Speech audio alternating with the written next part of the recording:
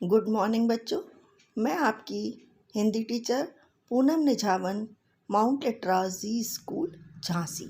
बच्चों, आज हम एक नया पाठ चिड़िया की बच्ची पढ़ेंगे।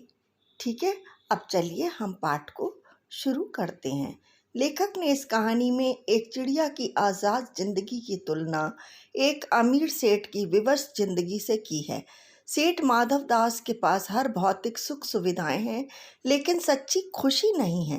नन्ही चिड़िया के पास भौतिक सुख सुविधा के नाम पर उसकी माँ का घोंसला है, जहाँ सुनहरी धूप आती और खाने के लिए कुछ दाने मिल जाते हैं। इस कहानी में लेखक श्री जैनेन्द्र कुमार ने आज़ादी की महत्ता और मनुष्य के स्वार्थी स्वभाव का वर्णन किया है। माधव दास बहुत ही अमीर व्यक्ति हैं। उन्होंने संगमरमर की आलीशान कोठी बनवाई है। उसके सामने सुंदर बगीचा लगवाया है, जिसमें फव्वारा भी लगा था।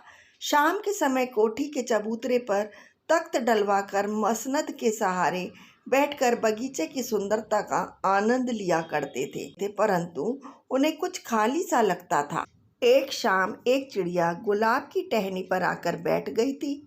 उसकी गर्दन लाल थी और धीरे धीरे गुलाबी होते हुए किनारों पर नीले रंग के थे।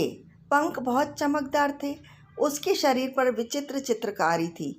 माधव दास को वह चिड़िया बहुत सुंदर लगी। चिड़िया बगीचे से खुश होकर डालों पर थिरक रही थी। थोड़ी देर तक उसे देखते रहने के बाद उन्होंने चिड़िया से कहा कि यह बगीचा उन्होंने उसी के लिए बनवाया है।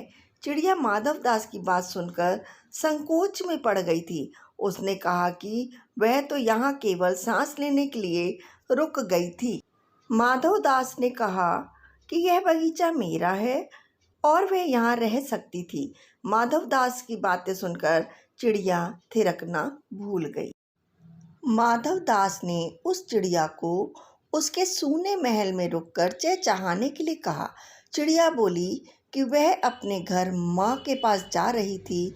वह अपने घर से धूप खाने, हवा से खेलने और फूलों से बातें करने निकली थी। माधव दास ने रुकने के बदले चिड़िया को सोने का पिंजरा बनवाने की बात की। उसने चिड़िया को खाने के लिए मोती देने को कहा। चिड़िया उसकी बात सुनकर डर गई। वह कहती है, माँ से अच्छी कोई चीज़ नहीं लगती। उसके पास माँ का बनाया